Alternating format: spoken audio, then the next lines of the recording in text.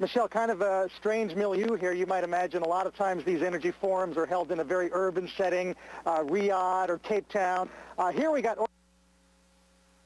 navigating around tourists in tank tops. Here's my wristband that proves I'm 21 and I can drink at this all-inclusive resort. Tennis courts right over there. So kind of a different tone than we're used to, but one of the big missions this time is reducing all the price volatility that we've seen over the past couple of years. The ministers here very rattled, obviously, having seen oil go from 150 to 30, now to the low 80s.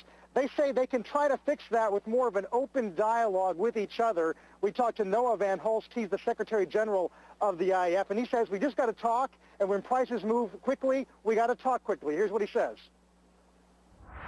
These global market issues can only be tackled through stronger dialogue and through stronger cooperation between producer and consumer countries moving ahead.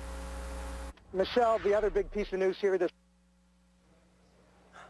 arguing that crude should or will trade between $70 and $80, not for the next year or 2 years, but for the next 10 years.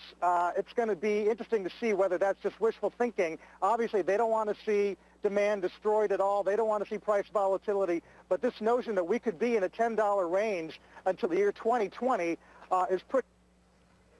And, Carl, the reason for their rationale on that, is that because they say they're going to supply the market to that point, or they just don't anticipate demand pushing it? Exactly. And you saw the news today bringing back some of these drilling projects that were shelved during the financial crisis.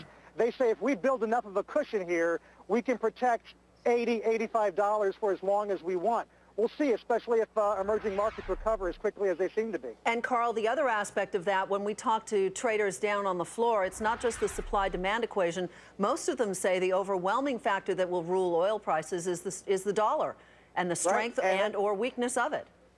Exactly, and that's something that drilling another hole in the ground can't really fix. So we'll see if OPEC is hostage to Forex for the next 10 years. It's going to be interesting to watch.